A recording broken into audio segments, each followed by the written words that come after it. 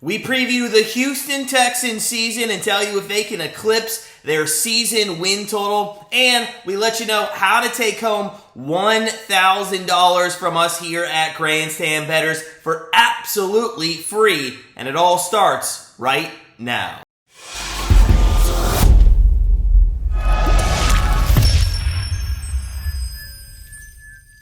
What is going on, everybody? It's Matt from Grandstand Bettors, and last year we cashed on 70% of our season win total predictions, so we thought to ourselves, hey, why not run it back and do it again here in 2022? And we're also excited to announce that our second annual NFL betting contest is now open for registration on our website at grandstandbettors.com. We'll get to that in just a little bit, but make sure that you go ahead and hit that subscribe button so you don't miss any of our 32 prediction videos. And while you're at it, smack that like button because we are just about 24 hours away from an NFL preseason game with the Hall of Fame game between the Raiders and the Jaguars. But without further ado, let's dive into the Houston Texans season preview. And the Texans, they have a season win total at 4.5.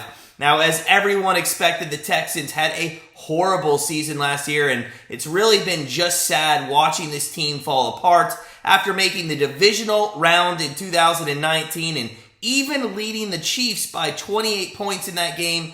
The Texans have had back-to-back 4-win seasons, and there is just no sign of them turning it around anytime soon. Now, their quarterback room right now has Davis Mills, Kyle Allen, Jeff Driscoll, and Kevin Hogan in it. Davis Mills had some great moments last season, but let's be honest, this guy's not a franchise quarterback in the least. Besides Brandon Cooks, we couldn't even tell you any other starters on the offense. Their offensive line, they ranked 29th in the league last season. They ranked 28th in passing. They only had 83 rushing yards per game, which was the worst in the league, and they only scored a total of 280 points last season. Now, they need help in a lot of places, and they actually made a couple of nice additions this offseason. First and foremost was trading Deshaun Watson to the Cleveland Browns. They racked up 6 draft picks for him, which they will undoubtedly use to rebuild their offense in the next few years. And the one that was already used to draft a guard for their offensive line, Keenan Green out of Texas A&M, looks like a great pick right now.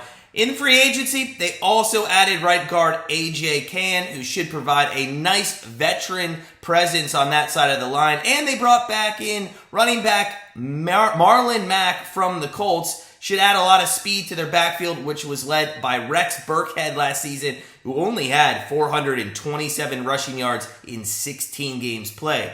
Now, these changes, they're not going to make a huge difference to this offense, and they're not going to make the offense lethal, but it is a good start, and we expect them to have a much better rushing attack on the season. If that is the case, that should free up some help in the passing game a bit for Mills, as long as his offensive line can give him time in the pocket.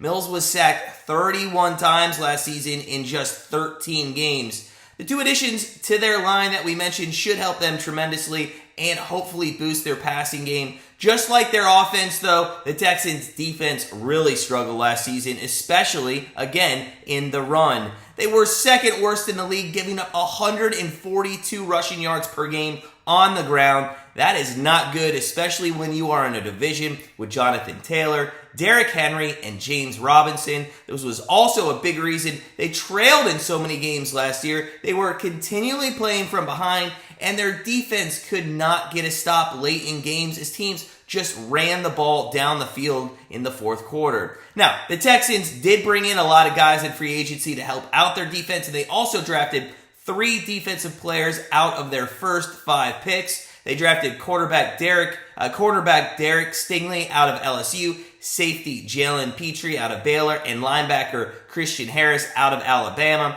This is going to be a completely new defense this season, but it's going to be a young one. They luckily only have the 19th hardest schedule in the NFL, but they still play some very good offenses right off the bat. And improvements they made this offseason are going to be put to the test very early on in the season. Now, although the Texans brought in a lot of new faces this offseason, none of them, let's be honest, are going to be jaw-dropping, and they're not going to be additions that will have a huge impact on this team. The really only winnable games on their schedule this season is maybe the Jags at home, Giants and Commanders, and maybe the Bears, and yes, maybe the Dolphins, because that's how much we hate Tua. But both of those games are on the road, the Bears and the Dolphins, so it's going to be tough for this team to get 5 wins, and although they might be moving in the right direction, there really is nothing to bet on this team when it comes to going over 4.5 for the win total. So for the second year in a row, not only do they have the lowest win total in the NFL as it stayed right at 4.5, but also for the second year in a row, we are going to take the Houston Texans under the 4.5 wins. Now, our previews continue all month long as we break down the rest of the AFC South and the NFL, as well as dive into our division and playoff previews later in the month. In the meantime, don't forget to sign up for our 2022 NFL betting contest over at grandstandbettors.com. We are giving away great quarterly prizes again this year, and we are going to give away $1,000 to our first place winner. So make sure you get signed up for that, but as always, sit back, relax. The countdown continues to the 2022 Hall of Fame game, and we'll see you real soon with another season preview.